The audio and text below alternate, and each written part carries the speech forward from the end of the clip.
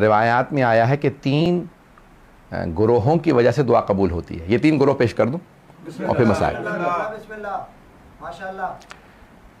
بھئی آپ لوگوں نے بہت محبت سے سنا اس لیے پیش کر رہا ہوں. 3 گروہوں دستوں کی وجہ سے دعا قبول ہوتی ہے.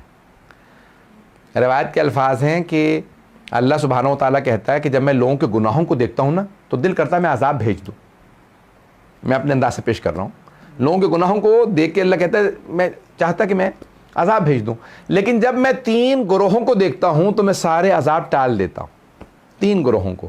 کون کون سے 3 گروہ؟ کہا جب میں ماؤں کی گودوں میں چھوٹے چھوٹے بچوں کو دیکھتا ہوں کہ یہ بچہ، اس بچے کا کیا قصور ہے، معصوم بچے، بے گناہ بچے. کہا جب میں چھوٹے چھوٹے بچوں کو ماؤں کی گود میں دیکھتا ہوں. اب کیا کہتے ہیں علماء؟ جب دعا مانگنے بیٹھو اگر گھر میں چھوٹا بچہ ہے تو گود میں لے لو، اور اگر بچے تھوڑا تھوڑا بولنا سیکھ چکے ہوں تو کہو بیٹا میں دعا مانگوں گا تم آمین کہہ دینا. بچوں سے، اپنے ہی بچوں سے جو نابالغ بچے ہیں ان سے آمین کہلوائیں، ان کی دعائیں قبول ہوتی ہیں. یہ بہت عجیب و غریب پہلو ہے.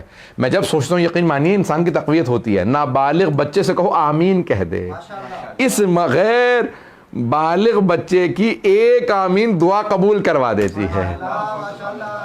دوسرا کہا کہ وہ جو بوڑھے افراد ہوتے ہیں نا، جن کی ہڈیاں کمزور ہو چکی ہوتی ہیں، بال سفید ہو چکے ہوتے ہیں، جب انہیں دیکھتا ہوں تو کہتا ہوں گنہگار تھے اب تو کمزور ہیں، میرے ہی تو ہیں، میری مخلوق ہیں. کہا جب انہیں دیکھتا ہوں، گھر میں کہتے ہیں اگر ایک ماں باپ میں سے بوڑھا بھی ہو نا تو خدا کا شکر کرتے رہو. تمہیں معلوم نہیں ہے جو کچھ نہیں کر سکتے، اب کچھ نہیں کر سکتے، ان بوڑھے والدین کی وجہ سے گھروں میں رحمتیں آتی رہتی ہیں.